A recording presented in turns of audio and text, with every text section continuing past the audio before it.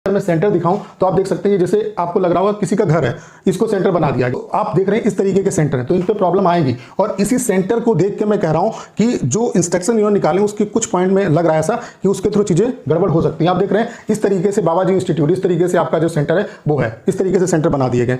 अभी ये तभी गली में आप देखो एक दुकान है, दुकान को इस तरीके से इसमें प्रॉपर बोर्ड भी नहीं लगा और इसको सेंटर बना दिया गया, इस तरीके से आप देख सकते हैं। और वहीं अगर आप टीसीएस के सेंटर देखो तो ये है। तो भाई आप खुद कंपेयर करो कहां पे ये और कहां पे, पता नहीं क्या सोच के एसएससी ने इस कंपनी को जो है वो टेंडर दिया है। तो ये सरासर गलत है भाई। इतना बड़ा जो एग्जाम जिसकी इतने बच्चे प्रिपरेशन करते हैं, इतना रेस्पेक्टेड एग्जाम है, तो आप उस एग्जाम का इस तरीके से चीजें करोगे तो गलत है। आप देख सकते हैं सेंटर की कुछ हालत इस तरीके से, इस तरीके के सेंटर है। ये स्टूडेंट ने फोटो भेजे, वही मैं आपको दिखा रहा हूं। अब इस तरीके के सेंटर पर अगर एग्जाम होगा तो जाहिर सी बात है कि यहाँ पे अगर लाइट वगैरह जाएगी तो सर्वर का इशू आएगा। पॉइंट नंबर 31, ये सबसे ज्यादा इंपॉर्टेंट है और मुझे लगता है इसका सबसे ज्यादा डर है जो सेंटर जिस तरीके के दिए हैं उसकी वजह से। यानी कि अगर किसी भी तरीके से आपका एग्जाम इंटरप्टेड होता है, जैसे अगर कोई जैसे प्रॉब्लम आती है, सर्वर चला जाता है, तो उसमें आपको धैर्य रखना है। और अगर कुछ भी इशू आता है, बड़े लेवल पे अगर चीजें होती है, तो एसएससी उस एग्जाम को कैंसिल भी करती है। लेकिन आप बताओ कि बच्चा अपना एग्जाम देगा कि प्रूफ इकट्ठा करेगा कि चीटिंग हो रही है नहीं चीटिंग हो रही है, उसके अलावा आप कैमरे से अगर रिकॉर्डिंग कर रहे हो तो वो कैसे, मतलब जैसे अभी तक आप देखते थे कि